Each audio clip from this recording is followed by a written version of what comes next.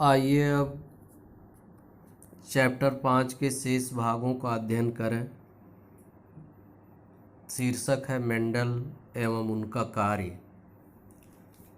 Gregor John Mendel का जन्म 1822 में ऑस्ट्रिया में हुआ था। सन 1826 में ये ब्रून नेचुरल सोसाइटी के संस्थापक सदस्य बने। सन 1866 में इनका शोध पत्र पौधों में प्रसंकरण के ऊपर प्रयोग नेचुरल साइंस सोसाइटी की कार्य विवरणिका में प्रकाशित हुआ। मेंडल ने उद्यान मटर के पौधों पर 7 वर्षों तक संकरण के प्रयोग किए और उनके आधार पर जीवों की वंशागति के नियम प्रतिपादित किए। आप देख रहे हैं कि ग्रेगर जॉन मेंडल ने लगभग 7 वर्षों तक मटर के पौधे पर प्रयोग किया, जिसमें यहाँ उद्यान मटर बताया जा गया है। परंतु दुर्भाग्यवश सन 1900 तक इन नियमों का कोई महत्व नहीं दिया गया। सन 1900 में हॉलैंड के वैज्ञानिक ह्यूगो डिवरीज ने आइनोथेरा पर, ऑस्ट्रिया के सेरमाक ने बहुत से फूलों वाले पौधों पर एवं जर्मनी के कोरेंस ने जीनिया मटर एवं मक्का पर अपने अपने प्रयोगों में मेंडल के नियमों को सही पाया। अभी आप देख रहे हैं कि 3 वैज्ञानिक उनके मरने के बाद लगभग 1900 में, एक हॉलैंड के वैज्ञानिक जिनका नाम ह्यूगो डिवरीज, दूसरे ऑस्ट्रिया के सेरमाक, तीसरे जर्मनी के कोरेंस ने पुनः अलग अलग एक्सपेरिमेंट किया और वही रिजल्ट पाया जो मेंडल ने 1856 में पाया था। मेंडल का वास्तविक शोध पत्र दोबारा सन 1901 में फ्लोरा के खंड 89 के भाग 364 में प्रकाशित हुआ। सांख्यिकीय विश्लेषण और गणितीय तर्कशास्त्र का जीव विज्ञान की समस्याओं के समाधान के लिए प्रथम उपयोग मेंडल द्वारा ही वंशागति के प्रयोगों के दौरान किया गया। इस तरह से मेंडल के एक्सपेरिमेंट को पुनः प्रकाशित किया गया। मेंडल द्वारा मटर के पौधे का क्यों चुनाव किया गया, आइए देखें। मेंडल ने अपने प्रयोग के लिए उद्यान मटर, जिसका वैज्ञानिक नाम पाइसम सटाइवम है, इस पौधे के चयन के निम्न कारण थे। आइए देखें। नंबर 1, मटर का पौधा एक वर्षीय होता है। इसकी आयु 3 से 4 माह तक होती है। इसकी कई पीढ़ियों का अध्ययन किया जा सकता है, यानी कम समय में अधिक पीढ़ियों का अध्ययन किया जा सकता है। नंबर 2, इसके पुष्प उभयलिंगी अर्थात नर व मादा जननांग एक ही पुष्प पर पाए जाते हैं, जिसे उभयलिंगी कहते हैं। नंबर 3, मटर के पौधों में स्वपरागण सुगमता से होता है। स्वपरागण आप जानते हैं, जिस कारण ये पौधे समयुग्मजी होते हैं, अतः ये पीढ़ी दर पीढ़ी शुद्ध लक्षण वाले बने रहते हैं। समयुग्मजी विषमयुग्मजी आप इसके पहले वाले लेक्चर में देख चुके होंगे। बहुत सारे तकनीकी शब्द थे, उसको देखेंगे तभी आप इन तकनीकी शब्दों को समझ पाएंगे। नंबर 4, मटर के पौधों में एक दूसरे के विपरीत अनेक तुलनात्मक लक्षण मिलते हैं। नंबर 5, यदि मटर के पौधे में कृत्रिम परागण भी कराया जाए तो उत्पन्न संकर पौधों में भी जनन क्षमता होती है। आपके स्क्रीन पर एक सारणी दिखाई गई है, जिसमें ये दिखाया गया है कि मेंडल ने किन किन लक्षणों को अपने प्रयोग के लिए लिया था। इस सारणी को आप अध्ययन करेंगे। यानी पहला लक्षण उन्होंने लिया था बीज की आकृति। आकृति गोल हो सकती है, झुर्रीदार। नंबर 2, बीज का रंग। पीला भी हो सकता है, हरा, पीला और हरा। नंबर 3, पुष्प का रंग लाल और सफ़ेद। नंबर 4, पुष्प की आकृति, फली की आकृति, फूली हुई अथवा पिचकी हुई। फली का रंग हरा और पीला। पुष्प की स्थिति कक्षस्थ और अग्रस्थ। पौधे की लंबाई लंबा व बौना। इस तरह से 7 लक्षण लिए गए थे। इन्हें आप ध्यानपूर्वक अध्ययन करेंगे, ये पूछा जाता है। आइए अब मेंडल की सफलता के क्या कारण थे इसका अध्ययन करें। तो पहला, मेंडल ने एक समय में एक ही लक्षण की वंशागति का प्रयोग किया। नंबर 2, उन्होंने केवल आनुवंशिक रूप से शुद्ध पौधों का चयन किया। आनुवंशिक रूप से शुद्ध और आनुवंशिक रूप से अशुद्ध किसे कहते हैं, इसे आप जो तकनीकी शब्द दिया गया था उसे पढ़ेंगे, तभी आप ठीक ढंग से समझ पाएंगे। नंबर 3, मेंडल ने अपने प्रयोगों को F2 तथा F3 व आगे की पीढ़ियों तक अध्ययन किया। F2 और F3 से आशय यहाँ दूसरी पीढ़ी और तीसरी पीढ़ी से है। चौथा, मेंडल ने अपने प्रयोगों द्वारा निकाले गए आंकड़ों को संकलित करके उसका रिकॉर्ड रखा और उसका सांख्यिकीय विश्लेषण भी किया। आइए संकरण की विधि देखें।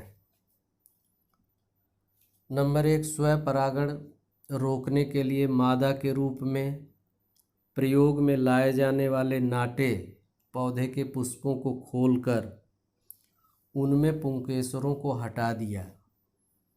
इस क्रिया को इमैस्कुलेशन कहते हैं। ध्यान देंगे कि इमैस्कुलेशन किसे कहा जाता है, यानी पौधों के पुष्पों से पुंकेसर को हटाने की क्रिया इमैस्कुलेशन कहलाती है। नंबर 2, लंबे पौधों के फूलों को खोलकर इनके परागकणों को ब्रुश की सहायता से पुंकेसरों को हटाए गए नाटे पौधे के फूलों के वर्तिकाग्र पर पहुंचाया गया। इस प्रकार नाटे पौधों में परागण किया गया। इस तरह से इस प्रकार की तकनीकी अपनाई गई। पर नंबर 3, परागण के बाद नाटे पौधे के पुष्पों को कपड़े की थैली में बांध दिया गया ताकि किसी और स्रोत से परागकण इसके वर्तिकाग्र पर न पहुंच पाए। इस क्रिया को बैगिंग कहते हैं। इसे आप पहले पढ़ चुके हैं। आपकी स्क्रीन पर यह फिगर दिखाया जा रहा है जिसमें पुष्प के सभी लक्षणों सभी भागों को दिखाया गया है और कैसे यहाँ परागकोश से परागकण को हटाया जा रहा है और किस तरह से इसमें कृत्रिम रूप से इमैस्कुलेशन या परागण करवाया जा रहा है। ये आप स्क्रीन पे देख पा रहे हैं। आइए अब एक जीन की वंशागति या एक ही लक्षण के तुलनात्मक या विपर्यासी लक्षण प्रारूपों की वंशागति का अध्ययन एक संकर संकरण कहलाता है।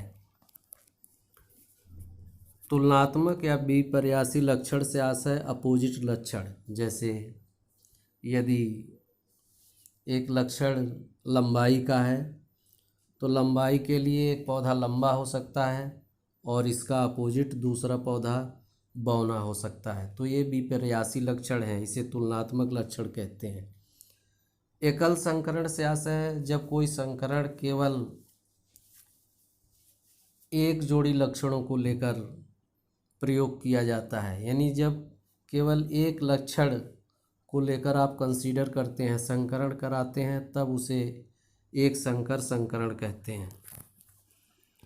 इस प्रयोग में मेंडल ने मटर के शुद्ध लंबे तथा शुद्ध बौने पौधों का चयन किया। एक्सपेरिमेंट में आप देख पा रहे हैं कि एक जोड़ी पौधों का इन्होंने संकरण करवाया, यानी शुद्ध लंबा और शुद्ध बौना। इन पौधों की पीढ़ी को जनक या पैतृक पीढ़ी कहा गया। इन लंबे व बौने पौधों के बीच संकरण कराने पर उत्पन्न बीजों को उगाकर उन्होंने प्रथम संकर पीढ़ी के पौधे प्राप्त किए। इस पीढ़ी को प्रथम संतत पीढ़ी कहा गया। संकरण के समय जनन कोशिका में अर्धसूत्री विभाजन के फलस्वरूप युग्मक बनते हैं। इन युग्मकों में केवल एक एलील जैसे स्मॉल टी होता है, इसलिए प्रथम पीढ़ी में एक कैपिटल टी दूसरा स्मॉल टी कारक उपस्थित होता है। जैसा कि आप के स्क्रीन पर ये संकरण दिखाया गया है। जनक या पेरेंट लंबे के लिए कैपिटल टी, बौनेपन के लिए स्मॉल टी। जब दोनों के बीच संकरण कराया गया तो पौधा लंबा F1 पीढ़ी में प्राप्त हुआ, लेकिन जो इसका जीनोटाइप है वो चेंज हो गया, यानी एक कैपिटल टी और दूसरा स्मॉल टी हो गया। और इनके बीच जब सेल्फिंग कराई गई, यानी दोनों को आपस में फिर स्वपरागण कराया गया, तो आप देख पा रहे हैं कि कुछ लंबे पौधे प्राप्त हुए तथा एक लंबा पौधा, एक बौना पौधा मिला और जीनोटाइप बिल्कुल चेंज हो गया। एक पौधे में कैपिटल टी जीनोटाइप है और एक बौने पौधे का जीनोटाइप स्मॉल टी है, और दो पौधे जो लंबे हैं उनका जीनोटाइप एक कैपिटल टी है, दूसरा स्मॉल टी है। जब मेंडल ने प्रथम संकर पीढ़ी के लंबे पौधों में स्वपरागण कराया और इनसे बने बीजों को उगाया, तो द्वितीय पीढ़ी में लंबे और बौने पौधे 3:1 के अनुपात में प्राप्त हुए, जो कि आप देख पा रहे हैं स्क्रीन पर। यानी लंबा पौधा देखा जाए तो 3 और बौना 1 पौधा आपके स्क्रीन पे दिखाई दे रहा। इसी प्रकार मेंडल ने अन्य 6 जोड़ी विपर्यासी लक्षणों का अध्ययन किया एवं F2 पीढ़ी में सभी परीक्षणों में 3:1 का अनुपात पाया तथा 2/3 संकर लंबे थे, अर्थात लंबे, संकर एवं बौने का अनुपात 1:2:1 है। व्युत्क्रम संकरण यानी रेसिप्रोकल संकरण। व्युत्क्रम संकरण के अंतर्गत बौने पादपों के परागकणों को लंबे पादपों के वर्तिकाग्र तथा लंबे पादपों के परागकणों को बौने पादपों के वर्तिकाग्र पर स्थानांतरित कर अध्ययन किया गया। यह सिद्ध करता है कि लक्षणों की वंशागति पर लैंगिकता का कोई प्रभाव नहीं पड़ता है। इसका सीधा सा मतलब है मादा पौधा लंबा हो, नर पौधा बौना हो, अथवा मादा पौधा बौना हो और नर पौधा लंबा हो, तो इस पर F1 पीढ़ी के पौधों पे कोई प्रभाव नहीं पड़ता है। जैसे मैथमेटिक्स में यदि 2 को 2x3 करेंगे अथवा 3x2 करेंगे तो रिजल्ट 6 ही प्राप्त होगा। इसी तरह से चाहे मादा लंबी हो या नर लंबा हो, इसका कोई प्रभाव नहीं पड़ता। आइए अब एक संकर संकरण के आधार पर मेंडल की अवधारणा को देखें। मेंडल ने अपने परिणामों में पाया कि F1 पीढ़ी में एक जनकीय रूप हमेशा अनुपस्थित रहता है। एक जनकीय रूप हमेशा अनुपस्थित रहने से आशय है कि एक जनक का गुण हमेशा प्रथम पीढ़ी में छिप जाता है। केवल एक जनक का गुण ही प्रथम पीढ़ी में दिखाई देता है। यह रूप बिना किसी बदलाव के F2 पीढ़ी में पुनः प्रकट हो जाता है और जो छुपा हुआ गुण है प्रथम पीढ़ी में, वह दूसरी पीढ़ी में दिखाई देने लगता है। मेंडल ने एक संकर संकरण प्रयोग में प्रकट हुए तथ्यों के आधार पर 3 अवधारणाएं दी, जो निम्न प्रकार से समझा जा सकता है। नंबर 1, कारक। जीवों में लक्षण जनक से संतान में अथवा एक पीढ़ी से दूसरी पीढ़ी में युग्मकों के द्वारा पहुँचते हैं। मेंडल ने इस लक्षणों को वंशागति के लिए उत्तरदायी रचनाओं को कारक या इकाई कारक नाम दिया। मेंडल के इन कारकों को आज जीन के नाम से जाना जाता है। प्रत्येक आनुवंशिक लक्षण के लिए 2 कारक होते हैं, यानी किसी भी लक्षण को उत्पन्न करने के लिए 2 जीन उत्तरदायी होते हैं। एक पौधे में दोनों कारक समान होने पर यह शुद्ध तथा असमान होने पर अशुद्ध या संकर कहलाता है। वर्तमान समय में मेंडल के दोनों कारकों को एलील के रूप में जाना जाता है। एलील से आशय है किसी लक्षण के लिए अल्टरनेटिव जीन, यानी लंबाई के लिए यदि कैपिटल एक जीन है तो दूसरा स्मॉल लेटर से व्यक्त किया जाता है, ये एलील कहलाएगा। लैंगिक जनन के लिए जीव द्वारा उत्पन्न युग्मकों में सभी लक्षणों के लिए एक एक ही कारक उपस्थित होता है। नंबर 2, प्रभाविता एवं अप्रभाविता। लक्षण के प्रभावी रूप को अंग्रेजी के बड़े अक्षर, जबकि अप्रभावी रूप को अंग्रेजी के स्मॉल अक्षर से व्यक्त करते हैं। जिन सदस्यों में दोनों विपर्यासी रूप अर्थात प्रभावी एवं अप्रभावी उपस्थित होते हैं उसे संकर, जबकि समान रूप वाले को शुद्ध कहा जाता है। यानी कहने का आशय है किसी लक्षण के लिए यदि दोनों कारक कैपिटल हैं अथवा स्मॉल हैं, यानी कहने का आशय दोनों कारक समान प्रकार के हैं, तब उसे शुद्ध कहेंगे। और जब किसी लक्षण के लिए दोनों कारक विपरीत हैं, यानी एक कैपिटल है अथवा दूसरा स्मॉल है, तब उसे संकर या अशुद्ध कहेंगे। नंबर 3, कारकों का पृथक्करण। संकर सदस्यों में प्रभावी तथा अप्रभावी साथ साथ रहते हैं, परंतु अप्रभावी लक्षणों का विकास नहीं हो पाता। जब ये कारक पृथक होते हैं तब प्रभावी एवं अप्रभावी अपनी अपनी अभिव्यक्ति देते हैं, यानी प्रकट होते हैं। आइए अब मेंडल के प्रयोगों के परिणाम को देखें। नंबर 1, प्रथम सतत जिसे F1 पीढ़ी के पादप केवल एक जनक से समानता प्रदर्शित करते हैं, यानी प्रथम पीढ़ी में जो संतान उत्पन्न होते हैं वो अपने जनक में से केवल एक जो प्रभावी होता है उसी के जैसे दिखाई देते हैं। व्युत्क्रमणीय संकरणों का परिणाम पर कोई प्रभाव नहीं होता, जैसा कि अभी बताया गया।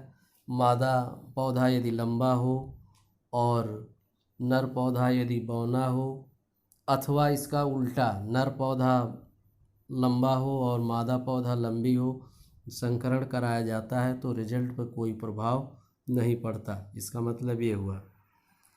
नंबर 2, द्वितीय संतति जिसे F2 पीढ़ी में प्रभावी व अप्रभावी रूप 3:1 के अनुपात में प्राप्त होते हैं।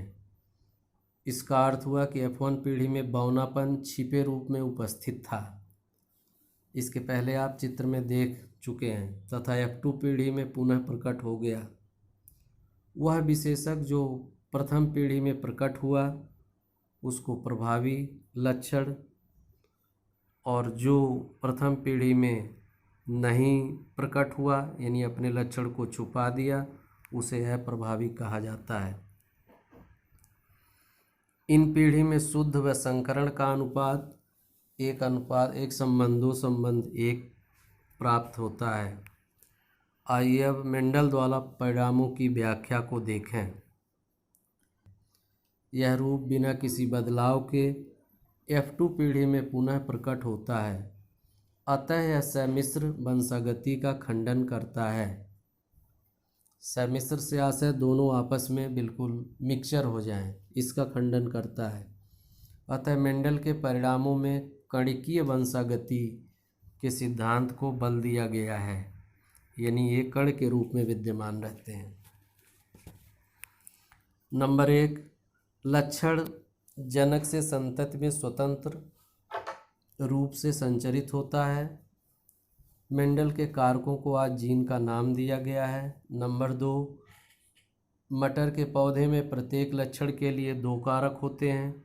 पौधे में एक लक्षण के एक कारक समान या असमान हो सकता है। दोनों कारक समान होने पर पौधा शुद्ध तथा दोनों कारक असमान होने पर पौधे को संकर कहा जाता है। नंबर 3, मटर का यह पौधा अपने दोनों कारकों में से एक कारक नर युग्मक से तथा दूसरा कारक मादा युग्मक से प्राप्त करता है। निषेचन के समय ये दोनों कारक एक साथ आ जाते हैं। नंबर 4, वर्तमान समय में मेंडल के कारकों को जीन के 2 प्रकारों अथवा एलीलों के रूप में जाना जाता है। लक्षणों के विपर्यासी रूपों में से एक जीन के एक एलील द्वारा तथा दूसरा दूसरे एलील के द्वारा नियंत्रित होता है। नंबर 5, प्रत्येक युग्मक में केवल एक कारक होता है, अतः युग्मक किसी विशेषक के लिए शुद्ध होते हैं। नंबर 6, नर अथवा मादा युग्मकों में यह कारक समान आवृत्ति में पाए जाते हैं। नंबर 7, नर व मादा युग्मकों का संलयन रैंडम प्रोसेस द्वारा होता है। अंग्रेजी के अल्फ़ाबेट द्वारा जीन को प्रदर्शित कर किसी एक विशेषक की वंशागति का अध्ययन किया जाता है। लक्षण के प्रभावी कारक को अंग्रेजी के बड़े अक्षर तथा अप्रभावी कारक को अंग्रेजी के स्मॉल लेटर से प्रदर्शित किया जाता है। उदाहरण के लिए लंबा पौधा प्रभावी है, अतः लंबाई को कैपिटल टी से तथा बौने पौधे को स्मॉल टी से व्यक्त किया जाता है। चूँकि पौधे में दोनों कारक हैं, अतः एक पौधे में यह कारक कैपिटल टी यानी एक ही लक्षण के लिए 3 कारक हो सकते हैं, 3 जोड़े कारक हो सकते हैं। कैपिटल टी अवस्था समयुग्मजी है। यह शुद्ध लंबा पौधा कहा जा सकता है। स्मॉल टी अवस्था समयुग्मजी है, यह शुद्ध बौना हो सकता है। कैपिटल टी स्मॉल टी अवस्था विषम युग्मजी है। चूँकि लंबाई वाला कारक बौनेपन पर प्रभावी है, अतः यह पौधा भी लंबा होगा। आपकी स्क्रीन पर एक संकर संकरण का चार्ट दिखाया जा रहा है। यदि आप चाहेंगे तो इसका अध्ययन कर लेंगे और ये केवल 7 लक्षणों के आधार पर दिखाया गया है। इस तरह से ये लेक्चर यहीं समाप्त होता है। धन्यवाद।